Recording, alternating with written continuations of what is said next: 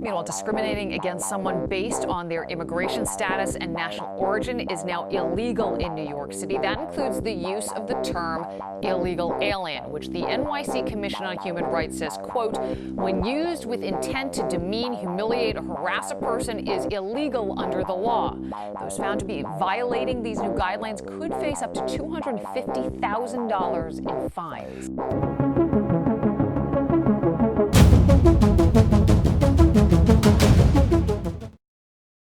New York City in the 1970s and 80s was an absolutely disgusting place to live. It was dirty, things were falling apart, there was no dynamism, and there were way too many people just strung out on heroin, or later in the 80s, completely addicted to crack cocaine.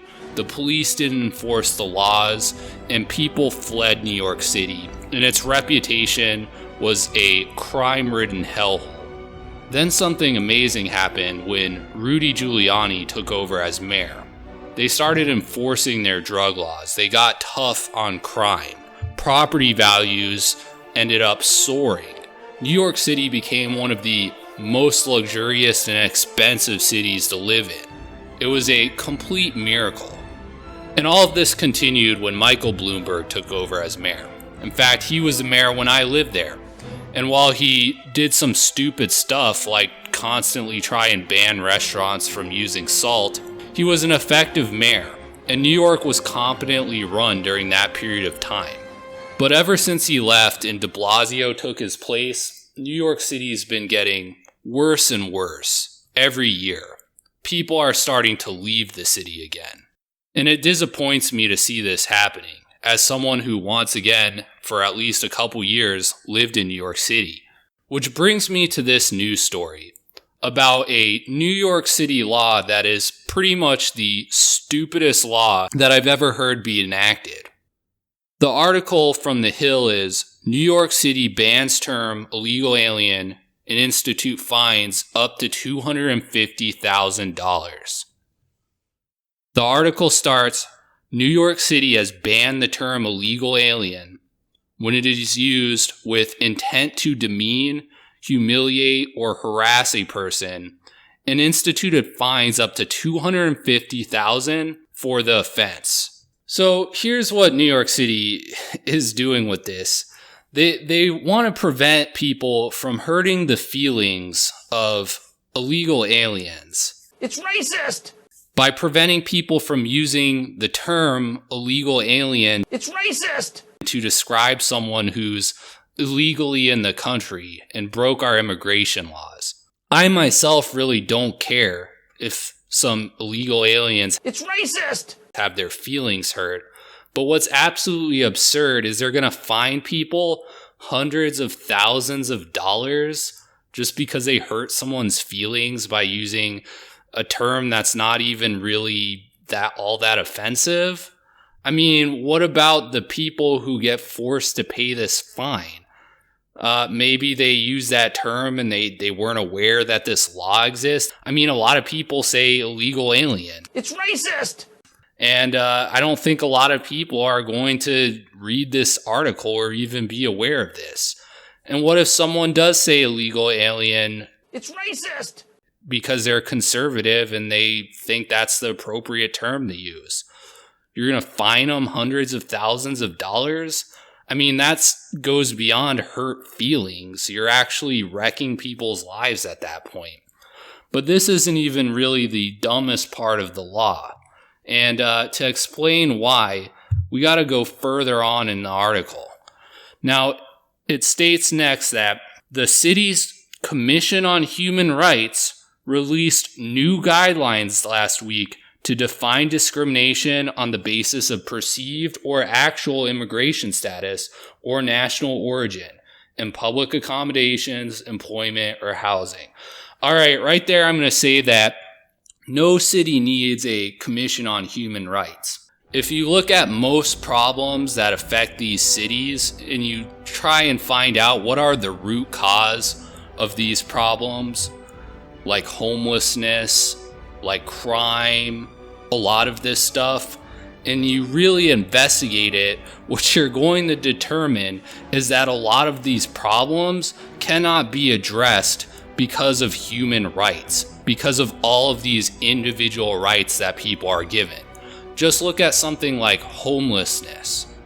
Well, the fact that there's all these people who refuse to accept public services, refuse to go to drug rehab, just live on the streets begging, using the sidewalk as a toilet, constantly using drugs.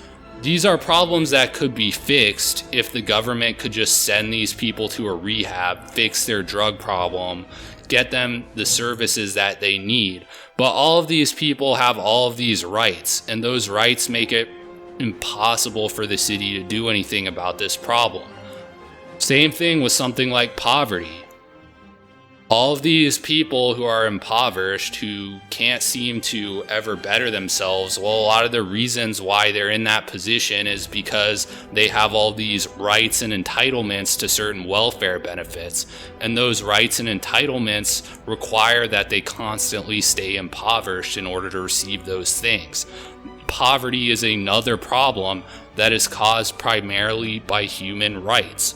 Now, I could go on and talk about how many problems faced by big cities like New York City have root causes rooted in individual rights, but that's not what this video is about, so I'm just going to move on and we'll go through this article some more. The guidance bans discrimination or harassment against someone for their limited English proficiency or use of another language.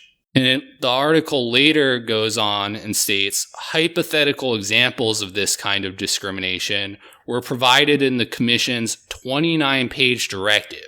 They include a hotel prohibiting housekeepers from speaking another language because it would offend guests, or a store owner telling customers speaking Thai to speak English or go back to your own country.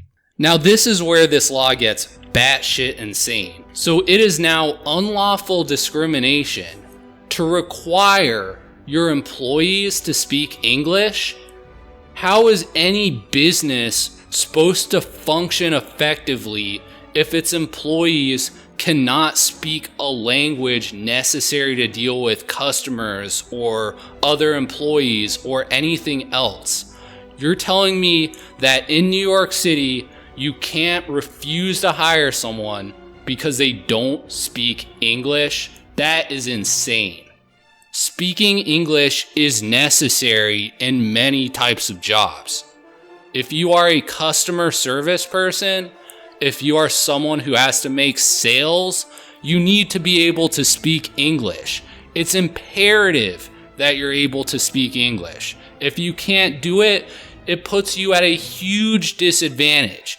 And I have personal experience with this. You see, my wife and I recently bought a business. The business was run by an immigrant who didn't speak English very well. She could speak basic English, which is important because if she couldn't have done that, the business would have been an absolute lost cause. But she didn't speak English great. And my wife and I saw it as an opportunity to buy the business, and my wife started working there speaking full English, and the sales improved dramatically. And at some point, when we ever end up hiring workers to take over for what my wife's currently doing, we're going to hire people who speak good English, because for one, we don't live in New York City, so we don't have to comply with this stupid law. And for two, because English speaking is effective at dealing with customers and making sales. But New York City, of course, wants to ban this. And why do they want to ban it? Of course, to avoid hurt feelings, to give people more rights that are just going to cause problems. Moving up in the article, it says, in addition, under this new law, threatening to call immigration and customs enforcement on someone as a discriminatory measure is now considered a violation of the law. Okay, well, first of all, how on earth would you prove that something like this is done as a discriminatory measure? If someone ever threatens to call ICE, or actually does call ICE to report that there's an illegal immigrant somewhere, they're always going to be doing it because of the person's immigration status. It's inherent in the act of calling ICE or threatening to call ICE. So how on earth do you possibly enforce something like this unless you want to say that every time that someone calls ICE or threatens to, it's always discriminatory? And that seems absolutely absurd. Aren't there going to be certain contexts where that's necessary and desirable? For example, if police arrest a murderer, don't you think that they might want to inform ICE if that person's an illegal immigrant? The stupidity of this law cannot be understated. The article goes on, "We are proud to have worked with the NYC Commission on Human Rights, stupid, to produce and release this important guidance as we combat the federal government's rhetoric of fear and xenophobic policies that have threatened the health and well-being of immigrant communities." Well, there you go. There's the reason that New York City passed this stupid law. It's just a giant fuck you to Trump. They're going to ruin their own economy. They're going to fine their own citizens in the name of human rights just for the purpose of giving a big middle finger to Trump. Because, Trump derangement syndrome. Everyone has it these days. The article then talks about the squad, which I'm not really going to cover. And then it goes on and says the following. Many on social media began pointing to federal guidance from the U.S. Equal Employment Opportunity Commission that identifies the phrase, "go back to where you came from," as language that could violate anti-discrimination laws in the wake of Trump's attacks. Okay, this is just stupid. The whole point of the concept of a hostile work environment is the fact that it's to protect actual working people. You can imagine some poor worker who can't afford to leave his job. He's stuck dealing with whatever crap that his employer gives him. And if his employer's a giant racist and just makes the guy feel like shit all the time because he's black or whatever race, then you can see why that would be pretty horrible. Why that would be something that we wouldn't want in our society. But to apply something like this to people like Ilhan Omar or AOC is absolutely ridiculous. These people use their ethnicity and identities as weapons. They constantly bring it up, they constantly throw it around. It's a sword for them and it's a shield. Donald Trump isn't discriminating against them because he refuses to bow to their sacred cow. Give me a break. Well, I'm glad I'm not living in New York City anymore.